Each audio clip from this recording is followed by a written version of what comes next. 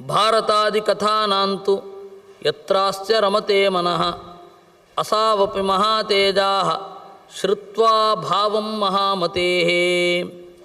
ಭಾರತದ ಯಾವ ರೀತಿ ಭಾರತವನ್ನು ಕೇಳಿ ಇವನಿಗೆ ಸುಖ ಆಯಿತೋ ಆ ರೀತಿ ಭಾರತದ ಭಾವಗ್ರಾಹವಾಗುವಂತಹ ಗ್ರಂಥವನ್ನು ನೀನು ಹೇಳು ಅಂತ ಹೇಳಿದರು.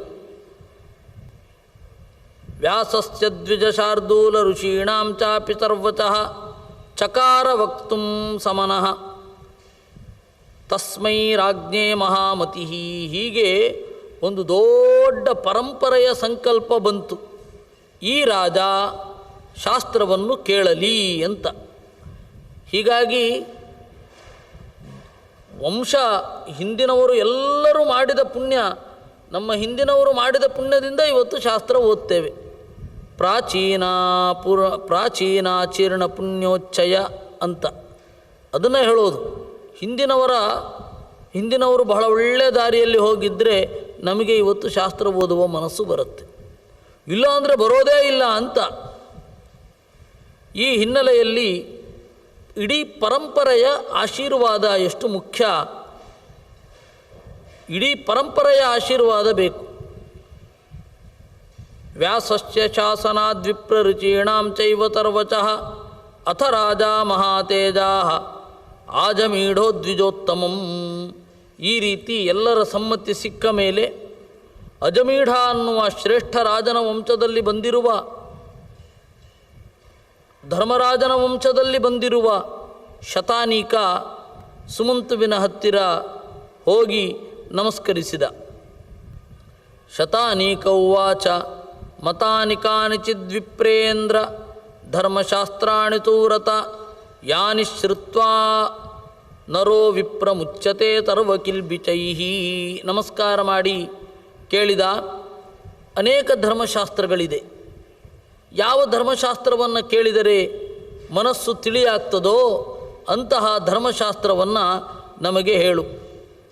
ಆಗ ಸುಮಂತುರುವಾಚ, ಸುಮಂತು ರುಚಿಗಳು ಹೇಳಿದ್ರು, ಶ್ರೂಯತಾಂ ಧರ್ಮಶಾಸ್ತ್ರಾಣಿ ಮನುರ್ವಿಷ್ಣುರು ಯಮೋಂಗಿರಾ ವಸಿಷ್ಠ ದಕ್ಷ ಸಂವರ್ತ ಶಾತಾ ತಪಪರಾಚರಾಃ ಆಪಸ್ತಂಬೋಥ ಉಶನಾಃ ಕಾತ್ಯಾಯನ ಬೃಹಸ್ಪತಿ ಗೌತಮಃ ಶಂಖಲಿಖಿತೌ ಹಾರೀತಃ ಅತ್ರಿರಥಾಪಿವಾ.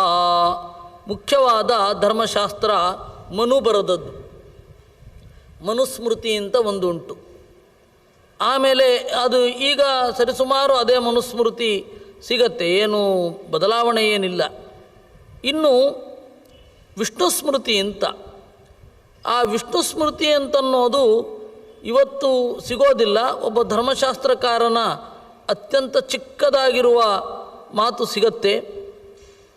ಇನ್ನು ಯಮ ಬರದ ಸ್ಮೃತಿ, ಅಂಗಿರಸ ಸ್ಮೃತಿ, ವಸಿಷ್ಠ ಸ್ಮೃತಿ, ದಕ್ಷ ಸ್ಮೃತಿ, ಸಂವರ್ತ ಸ್ಮೃತಿ, ಇವುಗಳಲ್ಲಿ ಹೆಚ್ಚಿನವುಗಳು ಸಿಗೋಲ್ಲ. ಶಾತಾತಪ ಸ್ಮೃತಿ ಅದು ಬೇರೆ ಬೇರೆ ಕಡೆ ಉಲ್ಲೇಖ ಇದೆ. ಶಾತಾತಪ ಹೀಗೆ ಹೇಳ್ತಾನೆ ಅಂತ ಆ ಗ್ರಂಥ ಇವತ್ತು ನಮಗೆ ಸಿಗೋ ಮಟ್ಟಿಗೆ ಕಾಣೆ. ಇನ್ನು ಪರಾಶರ ಸ್ಮೃತಿ ನಮಗೆ ಸಿಗತ್ತೆ. ಪರಾಶರ ಸ್ಮೃತಿ ಅದಕ್ಕೆ ಒಂದು ಕೋಡ್ ಬೇರೆ ಇದೆ. ಪರಾಶರ ಸ್ಮೃತಿ ಅನ್ನೋದು ಕಲಿಯುಗದ ಸ್ಮೃತಿ ಅಂತ. ಆ ಕಲಿಯುಗಕ್ಕೆ ಬೇಕಾದ ಸ್ಮೃತಿ ಅಂತ. ಹೆಚ್ಚಿನ ಸ್ಮೃತಿಗಳು ಆ ಕಾಲಕ್ಕೆ ತಕ್ಕ ಹಾಗೆ ಅರ್ಥ ಮಾಡಿಕೊಳ್ಬೇಕು. ಅದರಿಂದಾಗಿ ಇಲ್ಲಿ ಇರತಕ್ಕಂತಹ ಸ್ಮೃತಿ ಪರಾಶರ ಸ್ಮೃತಿ, ಅದು ಒಂದು ಸ್ಮೃತಿ. ಈ ಪರಾಶರ ಸ್ಮೃತಿ ಆದಮೇಲೆ ಸಂವರ್ತ ಸ್ಮೃತಿ ಅಂತ, ಅದು ನಮಗೆ ಗೊತ್ತೇ ಇಲ್ಲ. ಆಪಸ್ತಂಭ ಸ್ಮೃತಿ ಅಂತ ಹೇಳಿ ಕೆಲವಿದೆ. ಆಪಸ್ತಂಭ ಗೃಹ್ಯ ಸೂತ್ರ ನಮಗೆ ಗೊತ್ತಿದೆ, ಆಪಸ್ತಂಭ ಗೃಹ್ಯ ಸೂತ್ರ ನಮಗೆ ಸಿಗತ್ತೆ. ಆಪಸ್ತಂಭ ಶ್ರೌತ ಸೂತ್ರ, ಆಪಸ್ತಂಭ ಸ್ಮೃತಿ ಅನ್ನೋದು ಸಿಗೋದಿಲ್ಲ. ಅದು ಕಲ್ಪದಲ್ಲಿ ಅಂತರ್ಭಾವ ಮಾಡಿಕೊಂಡು ಆಪಸ್ತಂಭ ಸೂತ್ರಗಳನ್ನೇ ಆಪಸ್ತಂಭ ಸ್ಮೃತಿ ಅಂತ ಹೇಳಿ ನಾವು ಗ್ರಹಿಸಬೇಕು.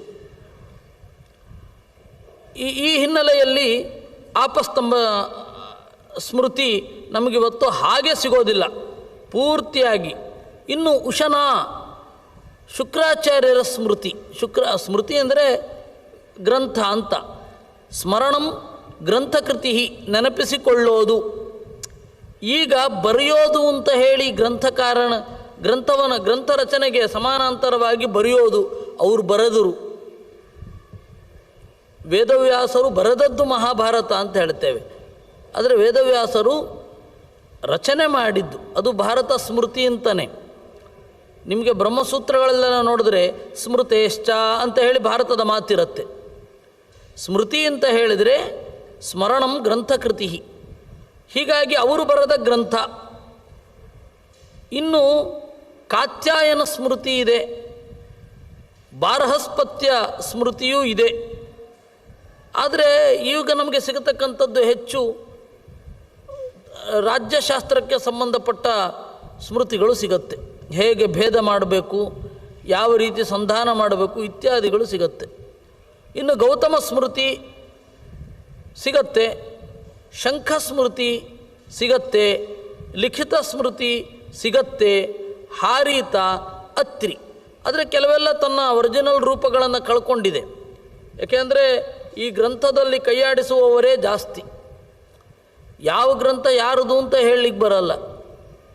ಪುರಾಣವೂ ಕೂಡ ಒಂದೊಂದು ಪುರಾಣವನ್ನು ವಿಮರ್ಶೆ ಮಾಡ್ತಾ ಕೂತ್ರೆ ಶುದ್ಧ ಪಾಠವನ್ನು ಹುಡುಕ್ತೇನೆ ಅಂತ ಪ್ರಾಮಾಣಿಕವಾಗಿ ಪ್ರಯತ್ನಪಟ್ಟು ಜನಪ್ರಿಯವಾದ ಕಲ್ಪನೆಗಳಿಂದ ದೂರ ಉಳಿದು ಓದ್ತಾ ಕೂತ್ರೆ ಒಂದು ಪುರಾಣವನ್ನು ಈಗ ಸಿಗತಕ್ಕಂತಹ ತಾಡವಾಲೆಗಳಲ್ಲಿ ಅಥವಾ ಅದಕ್ಕಿಂತ ಹಿಂದಿನ ಫಾರ್ಮಗಳಲ್ಲಿ ಏನು ನೋಡ್ತೇವೆ ಅದನ್ನು ಕ್ಲೀನ್ ಮಾಡಲಿಕ್ಕೆ ಒಂದು ಜೀವನ ಸಾಕು. ಒಂದು ಜೀವನ ಆದರೂ ಪೂರ್ತಿ ಆಗಲ್ಲ, ಆ ಪರಿಸ್ಥಿತಿ ಇದೆ. ಇನ್ನು ಉಳಿದ ಪುರಾಣಗಳನ್ನೆಲ್ಲ ಓದೋದು ಅಂದರೆ ಏನು? ಹಾಗಾಗತ್ತೆ. ಯಾಕೆಂದರೆ ಪಾಠ ಹೇಗೂ ಇರಲಿ ಅಂತ ಹೇಳುವವರಲ್ಲ ನಾವು, ಹೇಳಬಾರದು. ಅದರಿಂದಾಗಿ ಈ ಪುರಾಣಗಳನ್ನೇ ಬಹಳ ಯೋಚನೆ ಮಾಡಿ ಯಾವುದು ಬೇಡವಾದದ್ದು ಸೇರಿಸಿದ್ದಾರೆ ಅದನ್ನೆಲ್ಲ ತೆಗೆಯೋದಕ್ಕೇ ಬಹಳ ಪ್ರಯತ್ನ ಬೇಕಾಗತ್ತೆ. ಅದಕ್ಕೆ ವಿಶಿಷ್ಟವಾದ ಮೆಥಡಾಲಜಿ ಬೇಕಾಗತ್ತೆ. ಆ ಮೆಥಡಾಲಜಿಯನ್ನು ಆಚಾರ್ಯರು ಕೊಟ್ಟಿದ್ದಾರೆ. ಹೀಗಾಗಿ ಇದೆಲ್ಲ ಏತಾನಿ ಧರ್ಮಶಾಸ್ತ್ರಾಣಿ, ಇದರಲ್ಲಿ ಅನೇಕ ಕಲಸು ಮೇಲೋಗರಗಳಾಗಿವೆ. ಕೆಲವೊಂದು ಶುದ್ಧ ರೂಪದಲ್ಲಿದೆ, ಕೆಲವೊಂದು ಮಿಕ್ಸಪ್ ಆಗಿದೆ.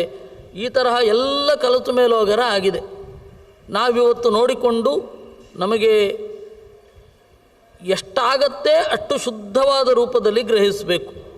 ಅದರಿಂದಾಗಿ ಧರ್ಮಶಾಸ್ತ್ರಾಣಿ,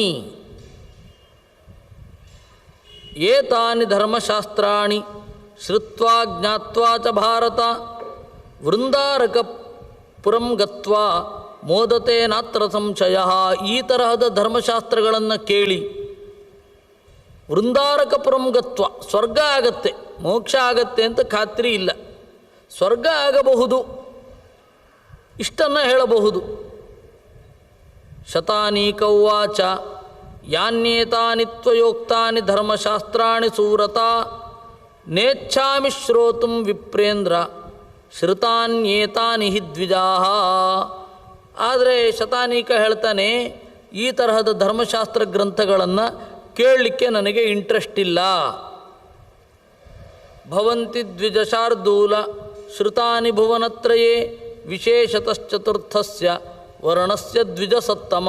ನನಗೆ ಬೇಕಾಗಿರೋದು ಎಂತಹವರಿಗೂ ಜಗತ್ತಿನ ಕಟ್ಟಕಡೆಯ ವ್ಯಕ್ತಿ, ಮೊಟ್ಟ ಮೊದಲನೆಯ ವ್ಯಕ್ತಿಯಿಂದ ಹಿಡಿದುಕೊಂಡು ಕಟ್ಟ ಕಡೆಯ ವ್ಯಕ್ತಿಯ ತನಕ ಎಲ್ಲರಿಗೂ ಅಪ್ಲೈ ಆಗುವಂತಹ ಶಾಸ್ತ್ರ, ಅದು ನನಗೆ ಬೇಕಾದದ್ದು. ಅದಕ್ಕೆ ಚತುರ್ಥ ವರ್ಣಕ್ಕೂ ಕೂಡ ಅಪ್ಲೈ ಆಗುವಂಥದ್ದು ನಾನು ಕೇಳಬೇಕು ಅಂತ ಇದ್ದೇನೆ ಅಂತ ಹೇಳಿದ್ದು. ತ್ರಯಾಣಾಮಪಿ ವರ್ಣಾನಾಂ ಪ್ರೋಕ್ತಾನಾಮಪಿ ಪಂಡಿತೈ ಶ್ರೇಯಸೇನ ತು ದುಷ್ಟಾನಾಂ ತತ್ರ ಮೇ ವಚನಂ ಶೃಣು. ಯಾಕೆ ಅಂದರೆ ಸಮಾಜದಲ್ಲಿ ಮೇಲ್ವರ್ಗದಲ್ಲಿರುವವರು ಇವತ್ತು ಬಹಳ ಶ್ರೀಮಂತರು ಅಂತ. ಅವತ್ತು ಮೇಲ್ವರ್ಗದಲ್ಲಿರುವವರು ಅಂತ ಹೇಳಿದ್ರೆ upper class, upper middle class ಅಂತ ಹೇಳಿ ಕ್ಲಾಸಿಫಿಕೇಷನ್ನು ಈಗ ಹಣದ ಮೂಲಕ, ಸೌಲಭ್ಯದ ಮೂಲಕ, ಅವರ ಲೈಫ್ ಸ್ಟೈಲಿನ ಮೂಲಕ. ಅವತ್ತು ಅವರ ಪ್ರಜ್ಞೆಯ ಮೂಲಕ ಈ ಸೋಷಲ್ ಕ್ಲಾಸಸ್ ಅದಿರ್ತಿತ್ತು. ಸಾಮಾಜಿಕವಾದ ತರಗತಿಗಳು ಅವರ ಪ್ರಜ್ಞೆಯ ಮೂಲಕವಾಗಿ ಇರ್ತಿತ್ತು. ಅದರಿಂದಾಗಿ ಮೇಲ್ಗಡೆಯ ವರ್ಗದವರಿಗೆ ಅಂದರೆ ಇದು ಅಪ್ಪರ್ ಮಿಡಲ್ ಕ್ಲಾಸು ಅಥವಾ ಫಸ್ಟ್ ಕ್ಲಾಸ್ ಅಂತೇನು ಹೇಳ್ತೇವೆ, ಅವರು ಪ್ರಜ್ಞಾ ಜಾಸ್ತಿ ಇದ್ದವರು ವೇದಾದಿಗಳಿಂದಲೇ ಅದನ್ನು ಪಡ್ಕೊಳ್ತಾರೆ. ಕೆಳಗಡೆ ಇದ್ದವರಿಗೆ ಬೇಕಲ್ಲ, ಯಾರಾದರೂ ಎತ್ತಬೇಕಲ್ಲ, ಅವ್ರನ್ನ ಪ್ರಜ್ಞೆಯಲ್ಲಿ ಅವರನ್ನು ದೊಡ್ಡವರನ್ನಾಗಿ ಮಾಡಬೇಕು. ಭವಂತಿ ದ್ವಿಜಶಾರ್ದೂಲ ಶ್ರುತಾನಿ ಭುವನತ್ರಯೇ, ಅದರಿಂದ ಎಲ್ಲರಿಗೂ ಆಗಬೇಕು. ಆ ತರಹದ ಒಂದು ಶಾಸ್ತ್ರ ಇದ್ದರೆ ಹೇಳಿ ನಮಗೆ. ಮನ್ವಾದೀನಿ ಚ ಶಾಸ್ತ್ರಾಣಿ ತಥಾಂಗಾನಿ ತಮಂತತಃ. ಮನ್ವಾದಿ ಸ್ಮೃತಿಗಳು ಎಲ್ಲರಿಗೂ ಅನ್ವಯ ಆಗುವಂಥದ್ದು. ಯಾಕೆ ಅಂತಂದರೆ ಅದು ಕಾನ್ಸ್ಟಿಟ್ಯೂಷನ್ ರೂಪದಲ್ಲಿ ಇದೆ, ಎಲ್ಲರಿಗೂ ಅನ್ವಯ ಆಗತ್ತೆ. ಹೌದು ಆಗತ್ತೆ, ಆದರೆ ಎಲ್ಲರ ಮನಸ್ಸನ್ನು ಅರಳಿಸ್ಬೇಕಲ್ಲ, ಅದು ಎಲ್ಲರ ಮನಸ್ಸನ್ನು ಅರಳಿಸೋದಿಲ್ಲ. ಅದರಿಂದಾಗಿ ಆಗಮೇನ ವಿಹೀನಾಹಿ ಅಹೋ ಕಷ್ಟಂ ಮತಂ ಮಮ ಕಶ್ಚೈತಾಂ ಆಗಮ ಪ್ರೋಕ್ತಃ ಪುರಾದ್ವಿಜ ಮನೀಷಿಭಿ. ವೇದಕ್ಕೆ ಕಾಲಿಡುವುದಕ್ಕೆ ಮುಂಚೆ ಯಾವ ರೀತಿಯ ಶಾಸ್ತ್ರ ಅನ್ನೋದು ಮೆಟ್ಟಿಲಾಗಿ ಇರುತ್ತೆ, ಅದು ಬೇಕು ನಮಗೆ ಅಂತ ಅವನು ಕೇಳಿದ.